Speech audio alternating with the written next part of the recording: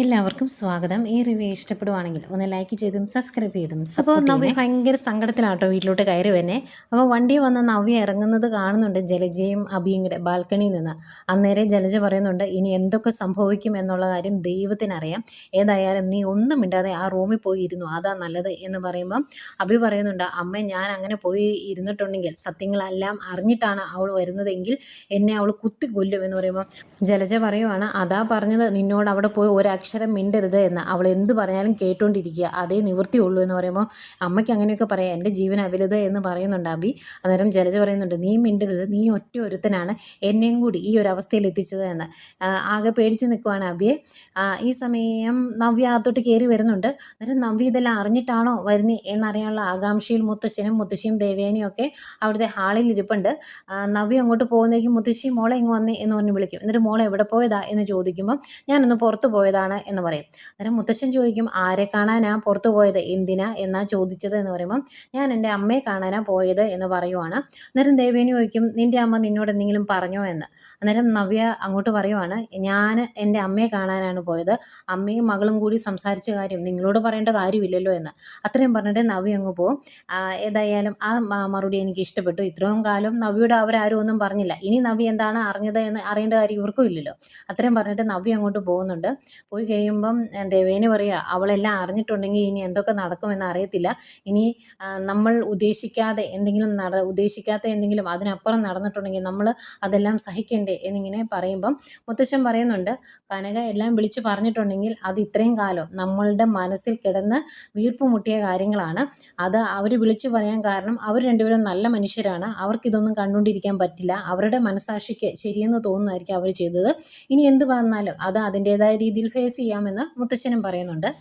ഈ സമയം അഭി റൂമിൽ വന്നിട്ട് ഇങ്ങനെ വേർത്ത് ഒളിച്ച് പേടിച്ചിരിക്കുവാണേ. അന്നേരമാണ് നവ്യ റൂമിലേക്ക് കയറി വരുന്നത്.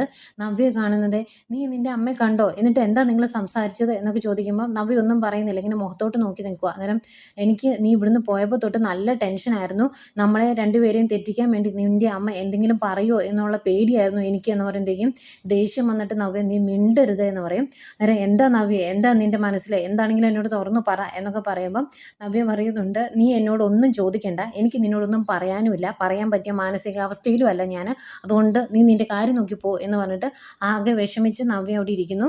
അന്നേരം പിന്നെ എന്തെങ്കിലും ചോദിക്കാൻ പേടിയായതുകൊണ്ട് അഭി റൂമിൽ നിന്ന് ഇറങ്ങിപ്പോരും.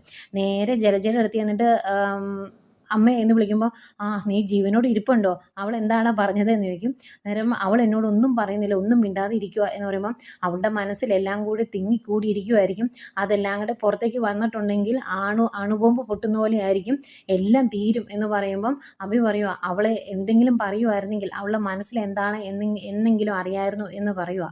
അന്നേരം ജലജ, ഇനിയിപ്പോൾ സത്യങ്ങളൊന്നും അവളോട് പറഞ്ഞില്ലേ കനക, അതുകൊണ്ടാണോ എന്ന് ചോദിക്കുമ്പം അഭി പറയുന്നുണ്ട്, അവൾ എന്തൊക്കെയോ അറിഞ്ഞിട്ടുണ്ട്, ആ ഒരു വിഷമവും സങ്കടമൊക്കെ അവളുടെ മുഖത്ത് കാണാമെന്ന് പറയുവാണ്.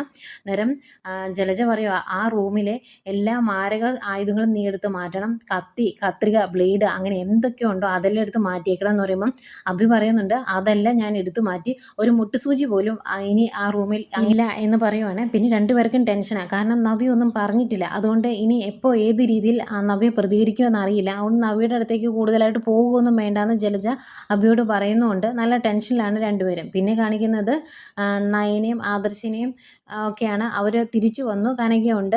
വീട്ടിൽ വന്നതിന് ശേഷം നയന എന്നത്തെയും പോലെ, അമ്മ എന്ത് പണിയാണ് കാണിച്ചത്, ഇത് ചേച്ചിയോട് തുറന്നു പറയേണ്ട എന്തെങ്കിലും കാര്യം ഉണ്ടായിരുന്നോ, അതിൻ്റെ ആവശ്യമില്ലായിരുന്നു, ഇനി എന്തൊക്കെ സംഭവിക്കുമെന്ന് ആർക്കറിയാം എന്നൊക്കെ പറഞ്ഞ് എന്നത്തെയും പോലെ തന്നെ അങ്ങ് പറയുവാണ്.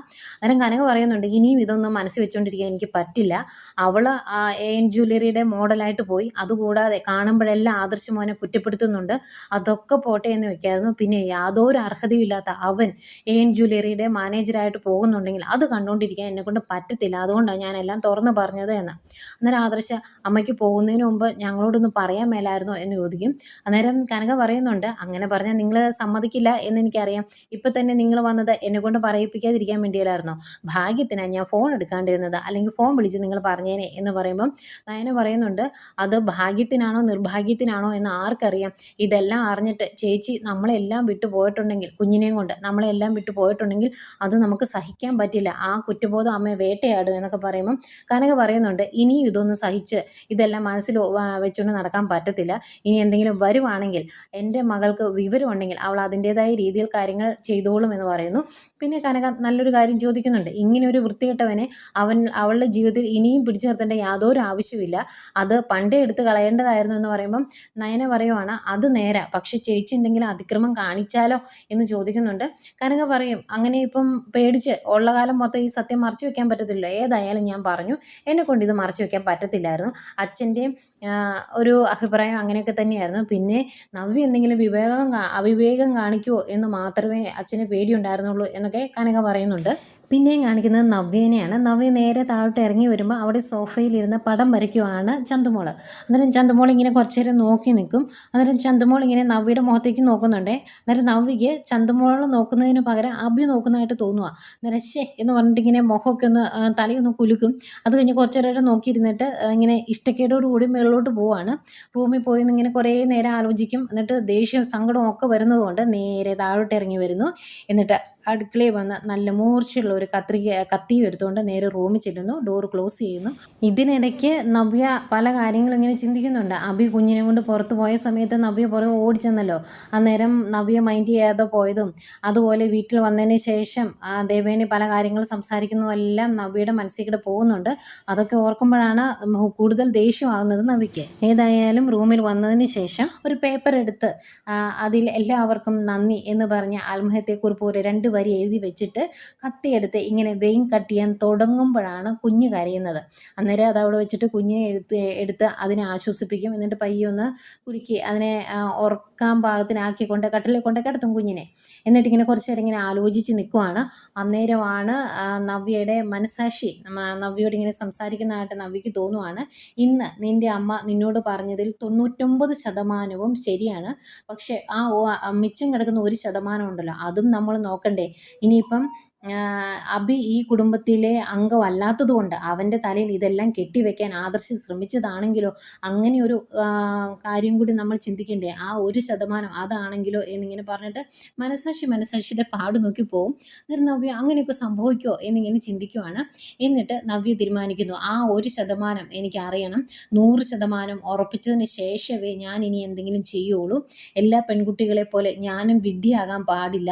അങ്ങനെ 100% അവനെതിരാണ് എങ്കിൽ ആദ്യത്തെ കുത്ത് അവനിട്ട് വേണം കുത്താൻ, എന്നിട്ട് വേണം ഞാൻ ഈ ഭൂമിയിൽ നിന്ന് പോകാൻ. അങ്ങനെ ഞാൻ വിഡ്ഢിയാകാൻ തീരുമാനിച്ചിട്ടില്ല എന്നിങ്ങനെ പറഞ്ഞ് ആ കത്തിലേക്ക് നോക്കി നിൽക്കുന്ന നവ്യയെ കാണിച്ചുകൊണ്ടാണ് ഇന്നത്തെ എപ്പിസോഡ് അവസാനിക്കുന്നത്. ഏതായാലും ഇതിന് ശേഷം നവ്യ ഇതെല്ലാം അന്വേഷിക്കാൻ പോകുന്നത് ഡേവിഡിൻ്റെ അടുത്താണ്, ബെസ്റ്റ് ആളിൻ്റെ അടുത്ത്. ഡേവിഡ് പറയും അത് അഭിയുടെ കുഞ്ഞല്ല എന്ന്. ഭയങ്കര സന്തോഷത്തോടെ നവ്യ അവിടെ നിന്ന് തിരിച്ചു വരുന്നു. സ്വാഭാവികമായിട്ടും അഭിയോട് നവ്യ പറയുമല്ലോ, ഞാൻ ഇങ്ങനൊരു കാര്യം അറിഞ്ഞു, പക്ഷെ ഞാനത് വിശ്വസിച്ചിട്ടില്ല, നിൻ്റെ കൂടെ തന്നെയാണ് എന്നൊക്കെ പറയുമല്ലോ. അതുകൊണ്ട് തന്നെ ജോയിൻ ചെയ്യാൻ പോകേണ്ട അന്ന് രാവിലെ അഭിയെ പൂജാമുറിയിൽ കയറ്റി ആരതിയൊക്കെ ഒഴിഞ്ഞ് പ്രാർത്ഥിച്ചാണ് ജോയിൻ ചെയ്യാൻ വേണ്ടി പറഞ്ഞു വിടുന്നത്.